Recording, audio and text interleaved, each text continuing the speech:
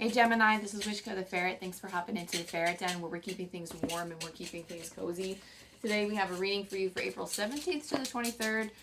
You have a new moon in Aries on April 20th, and that's also when the hybrid solar eclipse is coming up too. So if you want to figure out how those energies work with yours, go ahead and check out your favorite astrologer so you can figure out how to capitalize on that, how it affects your signs, and all that good stuff, so you can work your magic around that time instead of feeling overwhelmed like I am. I usually get overwhelmed when new moons and full moons come up. As always, Gemini, we're going to hop right in.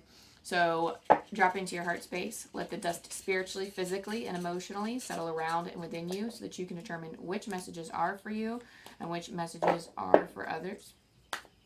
And while you get centered in your heart space and you search for information that is uplifting and empowering, I'm going to connect with my own guides and my own team and get centered. So thank you, Archangel Michael, for casting your light of protection around me. Thank you, Angel Team. Thank you, Spirit Guides, for connecting me with the highest truth of our Gemini sun, moon, rising, or anyone who happens to be feeling intuitively called to connect with the Gemini energies at this time. Thank you for helping me connect with the highest good, the highest truth, straight from source in a way that resonates with our audience, in a way that they can understand. And thank you for allowing me to reach those audiences that need this message right now. The goal here is to uplift, empower, and empower. So thank you for helping our Gemini find their power. Okay, so there's definitely something to celebrate this week. You have the Three of Cups. The Three of Cups is a very celebratory feeling. You could be celebrating with others, in which case, I don't know why Spirit said in which case. It almost seems like, I don't know if a holiday has been pushed back, or it seems like a weird situation in which, oh, we should have had this at another time. So if you're celebrating a birthday, perhaps it's not on that birthday because the day is just inconvenient for everyone, so it was moved. Or it's some type of celebration that just was prolonged. But there's something here about just having a differing day for a celebration. So like if you graduated, let's say if somebody graduated someday, and then everyone decided to, go out and celebrate on a different day. That's what I'm feeling like here. Like the celebration was delayed. But I do feel like it's in relation to a particular event. If you don't have a celebration coming up, I do feel like this is just finding things to celebrate. Like finding joys in your everyday life and celebrating those things. Celebrating small successes could be it too. But there's just celebration. There's joy. That's really something to lean into this week. That could be like a good anchor for some of you. Because you also have the Lover's card here. And the Lover's card, I mean, I don't see this as particularly love. However, I see this as something of like a self-reflection period. The feeling or the vibe that I'm kind of getting is that some of us have a story that it's necessary to share. There's a story here that feels like...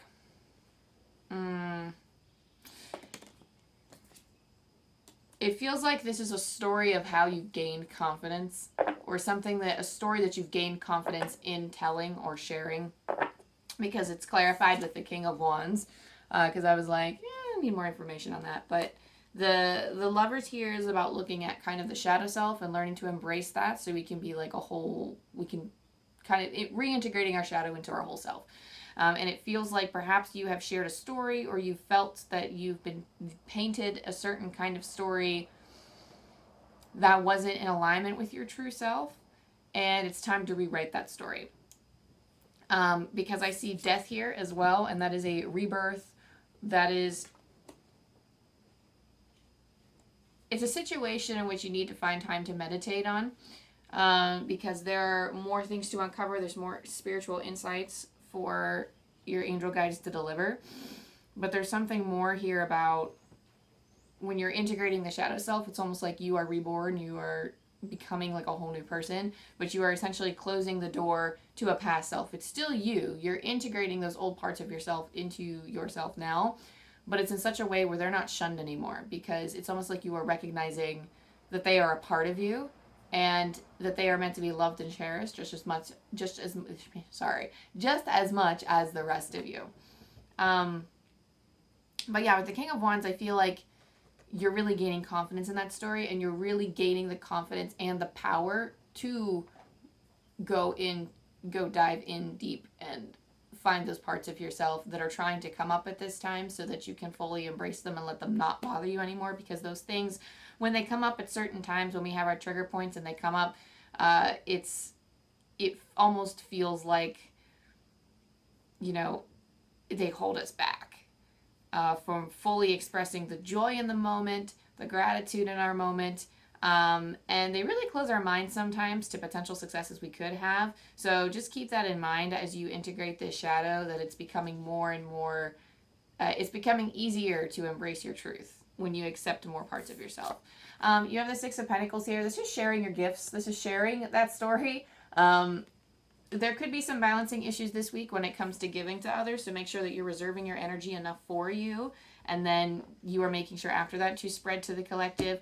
Because Six of Pentacles is always like the charity card. It's like us being of service to others, but as you can see, he also has that scale in his hand as he's giving. So he's trying to weigh what's worth giving away and what's worth keeping. So make sure that you are only giving away energy, you're only giving away possessions, things that you are not going to miss, or things that are actually filling you with love when you give them. If it doesn't make you feel loving, fulfilling, or free to be rid of something, or to give someone a gift, or like serving someone an extra act of service that perhaps wasn't originally in your job description, make sure it's filling you up and that's filling your soul, and that you're not draining yourself with this. I heard it's like a method of giving. Perhaps it's some form of overgiving. Spirit's just saying that there's a particular pattern or trend here. It's like your particular method. So just make sure you're watching what you give and what you take. Mostly what you give here, though. Seven of Pentacles is a reassessing energy. So it's almost like you are... I feel like this is reassessing your path, because I'm hearing that like your guides are in talks right now, and sometimes when we change our path, or sometimes when we contemplate on switching things up a little bit, our guides do talk and be like, okay, well, who's going to stay? Who's going to go? Like, who else needs to join us? Things like that. There are some guides that stay with us from the beginning of our lives until the end of our lives. And there are some of them that only stay with us for specific tasks or specific goals. So you might have someone assigned to you to help you with your love life, or someone assigned to you to help with your finances, someone to help you through addiction, or something to help somebody assigned to you to help you with categorizing or working with different processes. So there's many guides for many different things, but it feels like it feels like you're changing your path. Like your guides are in talks right now, because they're like, okay, well, if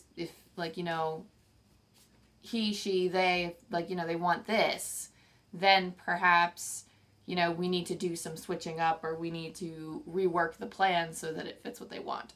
So just reassessing and getting clear on what you want, so that the divine can help you in the best way that they can. Like they obviously know like the ultimate plan for you, but there's still manifestation. You still have power on this earth, and you still have free will, so you can decide basically whatever it is that you want. But it's just a matter of stating it clearly so that you can get there and realign with, something closer to you. And for Shaman's Dream Oracle, I'm getting into your Oracle cards now. For Shaman's Dream Oracle, I'm going to pull from the book for this card. You have Lost Compass, which is very fitting considering we were just talking with the Seven of Pentacles about reassessing. So let me pull from the book on that one and see what we got. Getting back to integrity, finding the way home, trusting intuition.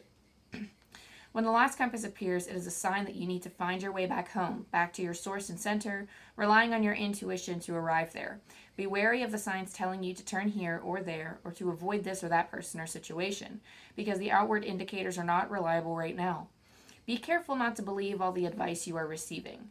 Rely instead on your innate sense of direction and guidance, and use your homing instinct to lead you true. The Lost Compass has come to show you that you need to find new counselors.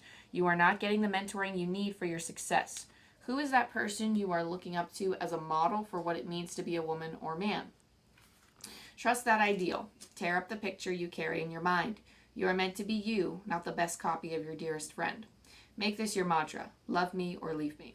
The Lost Compass is a blessing in disguise because you sometimes have to lose your bearings and find yourself afresh to discover a new course. True north never changes, so reset your way to your heart compass and trust your deepest feelings even when others do not support them. Remember that you are not lost. You simply do not know where you are going right now. Lost is a state of mind. Not knowing where you are going is an opportunity to find a new path or find a way to a new path. So I'm going to let that card be a message in itself for you to reflect upon. If anything has come up as I was speaking during that time, it's a good idea to write it down or to log it in the back of your mind for later so that you can meditate on it or you can contemplate it and then use that in your reassessing when it's time to reassess for you. I'm also going to pull from Angels and Ancestors by Kyle Gray, and we'll see what we have for our Gemini collective. Ooh, you have 2 cards, Gemini. Let's see what we got. We have Warrior, Be Fearless, Stand Strong, and She-Wolf, Unleash the Wild Within. Yo, listen. This is like an excellent combination. I've had this combination before. This is you being fierce, Gemini. Fierce and strong. Sometimes when we have to be warriors, we are capable of far more than we realize and far more than we give ourselves credit for. So warrior, this is a time this week to be fearless and stand strong. So as we are going through this rebirth, as we are transforming ourselves from this old person, we kind of have one foot in the old world and then one foot in the new world. So we just need to transition fully into that new world and by still taking the parts of us that help us stand strong to empower us. And it's almost like you're letting loose. I don't know if this is like letting loose in your joy, letting loose in your... It just feels like you're letting your feelings out. And perhaps that's not something that you've done in a while. So I feel like for whatever reason, this is opening of the heart. This is working with your heart chakra. This is working with a lot of healing. And this is opening up the heart chakra and letting your emotions kind of take flight because you've almost had them hidden for a while. True strength is not... showing that you have no emotions. True strength is allowing yourself to be vulnerable and trusting that the right help is going to come your way and that you will be supported by somebody somewhere. It's not hiding and protecting yourself because that's more of like an inner destruction than it is anything else. So that's just kind of like the combined messages that I'm getting with these cards. The She-Wolf is quite literally, you can see it as a creative card. You can see that, again, it's unleashing your emotions. To me, intuitively, I feel like that's what I'm called to share from this card. It could also be releasing some of your intuitive energy. Some of you could be expressing yourselves through the gift of word, or through poetry, or through art, or some kind of other creative expression in which you use as an outlet. So that could be something to look forward to this week, of truly feeling free to express your emotions. And then I like to assign a deck to either the new moon or the full moon or whatever moon cycle we are in. And I assigned the Secret Garden by Jessica Leigh, L-E. Maybe it's Lee. I'm not sure. I'm probably saying that wrong. But I'm assigning that deck to kind of like our midpoint in the week, or the 20th, where this new moon in Aries is going to show up. And around this time... or wherever it applies this week, we have hidden depths. You only see the surface. Look beyond. I think this is the perfect card, especially because we talked about taking a deep dive with the Lovers. We are looking into our shadow self. We are discovering more about our shadow aspects, and then we are transforming as we reintegrate the whole. We reintegrate those into our whole self.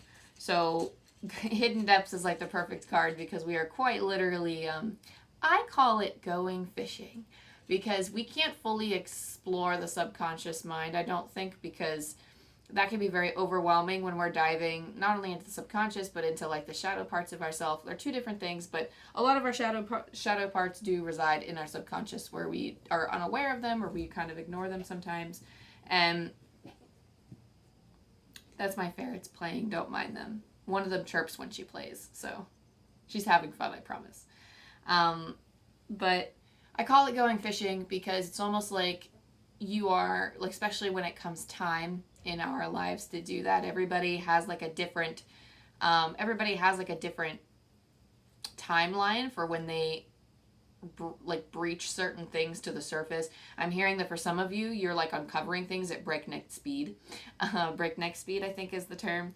But at an alarming rate, you are kind of holding all of these truths together, and you're standing very strong in all of the things that you uncover.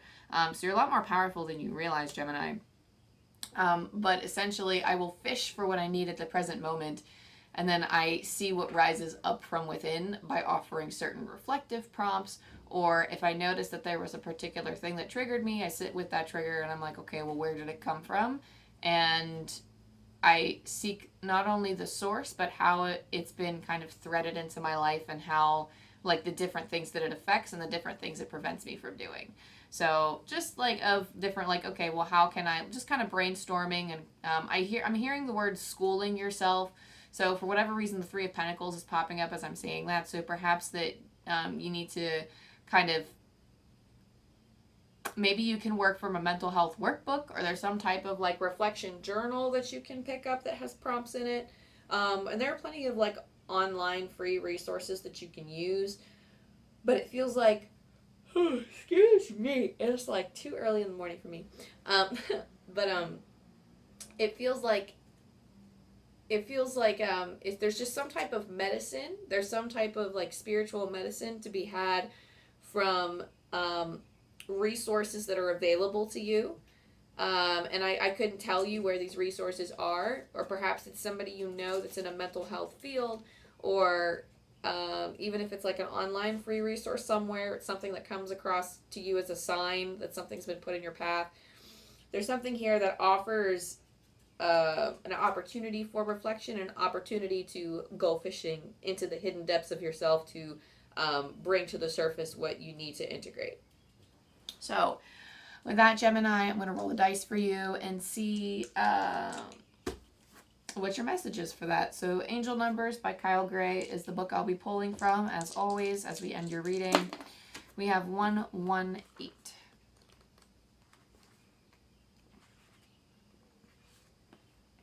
In order to grow, you have to let go of attachments to the outcome of a situation, especially if it involves others. Take time to refocus your energy on your path.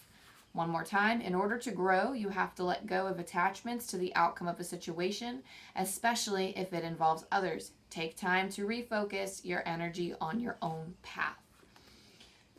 That being said, Gemini, thank you so much to you, your guides and angel team, to my guides and angel team for allowing me to channel that message for you. Thank you for allowing me to help bring things up from within. It's like a three-way conversation when you listen to readings online. It's like between you, me, and spirit. So it's definitely meant to be like an active spiritual type of listening. And it does train the intuition. It really does. It's very, it fills me up and it makes me feel good. So thank you for allowing me to do that for you, and thank you for providing your energy for me to speak. But yes, if this resonated with you in any way, go ahead and like and subscribe and all that good stuff. I have a Patreon launching soon, so you can keep up to date with how long that's taking and how things are going. So yep, I love you, I love you, I love you, and I'll see you next time. Bye.